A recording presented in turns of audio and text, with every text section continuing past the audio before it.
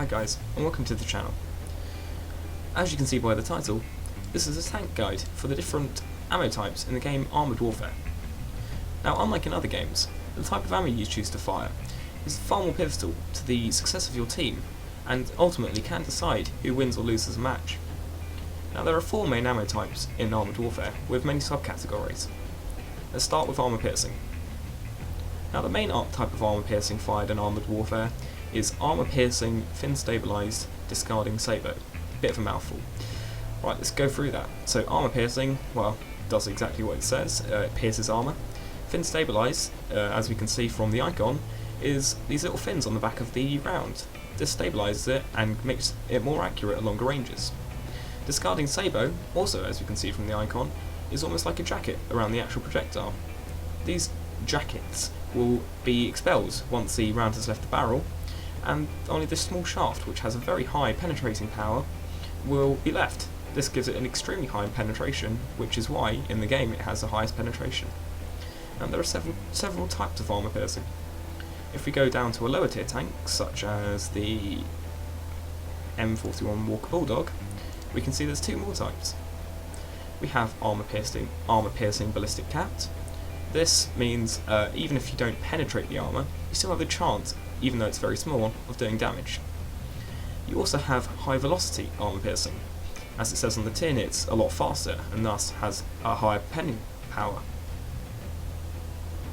The next type of shell in Armoured Warfare is heat. Heat, or high explosive anti-tank, is a shaped charge projectile. This means that when it strikes the exterior armour of a tank, it fires a hot beam of metal into the interior even of the tank. This beam of metal can damage enemy modules and kill the crew. Heat is very effective against lightly armoured tanks, such as light tanks and tank destroyers. It normally does more damage than armour piercing. However, it is countered by armour such as ERA, or explosive reactive armour. There are several types of heat. Here on the Leopard we have the standard type of heat. It's just fired like that. But on tanks such as the T-72, we have fin stabilised heat.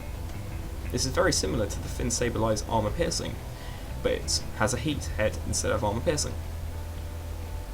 Another type of ammunition is high explosive. This also comes in several flavours. For example, on the Leopard, we have high explosive plastic. High explosive does not need to penetrate an enemy's armour to do damage, however its damage is negated by armour thickness. It can also damage enemy modules if it penetrates. This is good for firing at enemy engines, as it has a chance of setting them on fire. It also is the slowest type of shell, but does not need to penetrate to do damage, as I said previously. Also, this is the main type of ammunition for artillery. On artillery, it tends to be stabilised, or can be fragmentational. This is also the case on high tier Russian tanks. On some artillery, it can be rocket assisted, which means it travels at a slightly higher speed and thus will hit the target quicker. The final type of ammunition are ATGMs. ATGMs, or anti-tank guided missiles, are one of the slowest types of projectile, however they can be guided by the player. Anti-tank guided missiles tend to have a shaped charge head or a high explosive head, as mentioned previously. They are normally fired from tanks such as the Starship or the Sheraton, seeing as they have very big guns. They can also be fired by the high tier Russian tanks and by the MBT-70, just to mention a few. They can also be fired from light tanks such as the Fox. These missiles are very good against MBTs, as the gun on these light tanks cannot do much against them. These missiles are also very good at doing damage, but obviously have to be guided and can be dodged quite easily. Also, a warning is given when they are being fired at you. Many tanks get them, and there are several types. You can have your standard shaped charge head, which is much like heat but can be guided. You can also get heads such as thermobaric heads, which can be found on the higher tier Russian tanks, such as the T-90MS. So if we go to its upgrades, we can see there's a tandem heat, for example. This has 2 heat heads inside, which means if you're aiming for weak spots but you accidentally hit some ERA, which as mentioned previously dissipates shaped charge, the first projectile will dissipate the ERA and the second one will try and penetrate. But back onto the thermobaric Thermobaric missiles are much like HE, in fact they have a high explosive head, but they have an oxygen casing when fired, which means they burn at a very high temperature and thus cause more damage. Now then, I'll put these principles I just talked about to the test, starting with armour piercing.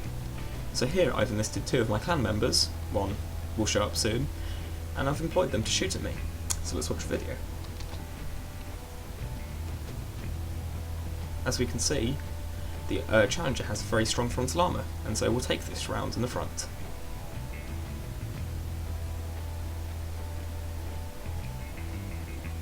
Now I've asked my teammate to shoot me in the side. Side armour tends to be weaker, however it still can take a lot of damage if you angle it correctly. This was also partly aided by the fact that I had ERA plates on the side. But now he'll shoot me in the unarmoured engine section, and I will take damage. Next, I'll ask my team member to fire heat into the ERA panels in the front of my tank.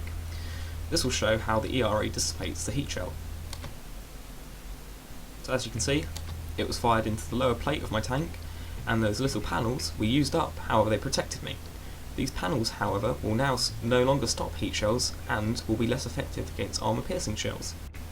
Next, I asked my team member to fire a high explosive fragmentational round into the rear of my tank. The rear of your tank tends to have the thinnest amount of armour, and thus increases the chances of it penetrating and causing a fire on my tank. As we can see, it did not penetrate, but it did semi-penetrate, which is why it caused so much damage. Surprisingly, it didn't set my tank on fire, even though it was a Challenger. They do love to burn. Finally, I asked my other team member to fire an ATGM into me, specifically the side ERA panels, to show how they dissipate the damage. As you can see there, like I mentioned previously, you can see a marker when an ATGM is firing upon you. We can also see how the ERA plates were used up once again because it was a shaped charge head.